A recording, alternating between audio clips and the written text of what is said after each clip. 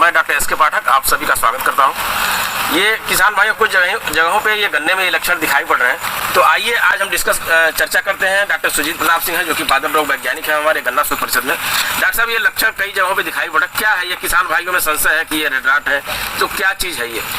नमस्कार कृषक भाइयों, इस समय चूंकि मानसून काल चल रहा है और मानसून काल में बहुत सारी ऐसी बीमारियां होती हैं गन्ने की, जो कि गन्ने की पत्तियों में भी लगती हैं, गन्ने के तने में भी लगती हैं। इस समय जो इस लक्षण की जो कि डॉक्टर पाठक जी ने अपने हाथों में पकड़ा हुआ है, ये जो लक्षण कहा जाता है ये बैक्टीरिया से संक्रमित पौधा है और बैक्टीरियल टॉप रॉट स्टेज इसे कहते हैं, बैक्टीरियल टॉप रॉट बीमारी इसे कहते हैं। कभी कभी कृषक भाई ये बीमारी कुछ विशेष किस्मों में ज़्यादातर दिखाई देती है। कभी कभी किसान भाई चूंकि ऊपर से ये लाल हो जाता है, इसमें अभी कम लालिमा दिखाई दे रही है, लेकिन पूरी तरह से ये पत्ती लाल हो जाती है, तना जो होता है ये लाल हो जाता है। और लाल होने की वजह से कुछ किसान भाई इसको रेड राट भी समझ जाते हैं। उस स्थिति में वैरायटी में यदि रेड राट की संज्ञा देते हैं तो निश्चित रूप से कहीं न कहीं भयावहता की स्थिति आ जाती है और वैरायटी की जो वैरायटी का नाम भी बेकार होता है। ये बैक्टीरिया से संक्रमित गन्ना है जो कि टॉप ऊपर वाले स्थिति में लगती है, ऊपर वाले हिस्से में ज़्यादातर लगता है। और शुरुआती अवस्था में आप देखो पत्तियों के अंदर वाले हिस्से में एक गहरे खूनी लाल रंग की जलीय धारियाँ पाई जाती हैं और ये जलीय धारियाँ बैक्टीरिया की वजह से दिखाई देती हैं, जिसे रेड स्ट्राइप कहा जाता है, लाल धारी रोग कहा जाता है। और ये बैक्टीरिया की वजह से होता है और धीरे धीरे ये बैक्टीरिया टॉप के अंदर चली जाती है और अंदर जाने के बाद आप देखोगे यहाँ पे ब्लैकिश ब्राउन कलर का ये टॉप हो जाएगा और नीचे से एक बूंद की जरा आप देखेंगे जैसे आंसू होते हैं, पानी के आंसू, इस तरह से ये बूंद की वजह से ये बैक्टीरिया का स्राव होता है और नीचे की तरफ गिरता है, गहरे ब्राउन रंग का होगा। और उसके ठीक नीचे की आंखें आप देखो, नीचे की आंखें सारी की सारी जमा हो जाते हैं। देखो यहाँ पे आंखें जम रही हैं, ये बैक्टीरियल टॉप रॉट बीमारी की वजह से होते हैं। सारी की सारी आंखें जम जाएंगी, आंखें जमने के बाद पूरा का पूरा गन्ना सूख जाता है। इसलिए जैसे ही इस तरह के लक्षण दिखाई दे, निश्चित रूप से इसके प्रबंधन के उपाय करने चाहिए। यहाँ जड़ें भी आ जाती हैं क्या डॉक्टर साहब? यहाँ आँख के बाद ये देखिए आप, क्या ऐसा? बिल्कुल, बॉल इधर से जहाँ से ये गांठें होती हैं, ऊपर वाले गांठों से जड़ों का भी विकास हो जाता है। बीमारियां जैसे ही ऊपर बीमारी आएगी, आप देखो यहाँ से जड़ों का भी विकास हो गया। हालांकि रेड राट वाले संक्रमण आने के बाद भी जड़ों का विकास होता है, लेकिन यहाँ पे टॉप रॉट हो रहा है, गन्ने की लंबाई ऊपर नहीं जा पा रही है, जिसकी वजह से टॉप इसका सड़ गया। टॉप सड़ने के बाद इसमें से गन्ने की आंखों से स्प्राउटिंग शुरू हो गई और यहाँ गांठों से जड़ों का विकास होना शुरू हो गया।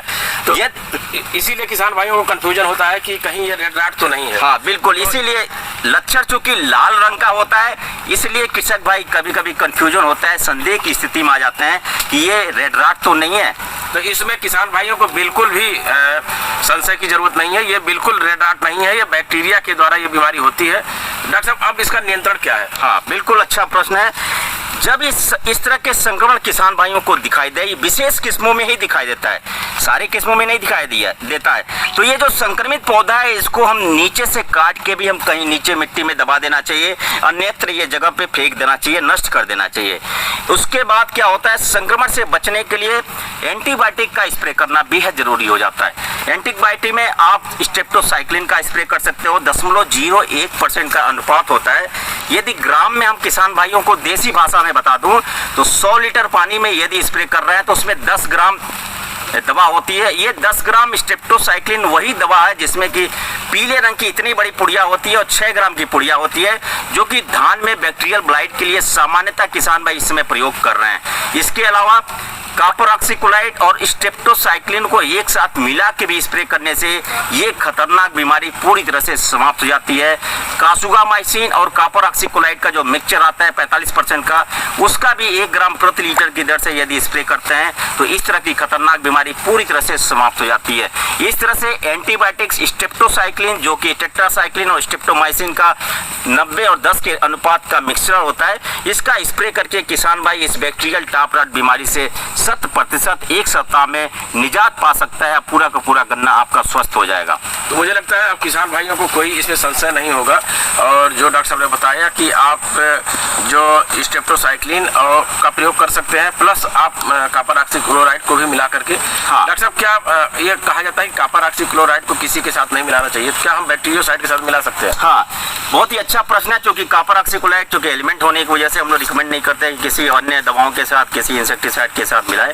लेकिन ये अगर कंपेटेबिलिटी की बात करें कॉपर ऑक्सीक्लोराइड की, स्टेप्टोसाइक्लिन या जो बैक्टीरियोसाइड होता है, चाहे स्टेप्टोसाइक्लिन हो या टेट्रासाइक्लिन हो या कासुगामाइसिन हो, इन तीनों के साथ बहुत ही अच्छा कंपेटेबल होता है। इसके साथ आप किसान भाई इस कॉपर ऑक्सीक्लोराइड को मिश्रित करने के बाद स्प्रे करने से किसी भी तरह के दुष्परिणाम नहीं प्राप्त होते हैं। तो मुझे लगता है कि किसान भाइयों को अब कोई संशय नहीं होगा। अब पुनः एक नए विषय के साथ मिलेंगे, तब तक के लिए नमस्कार।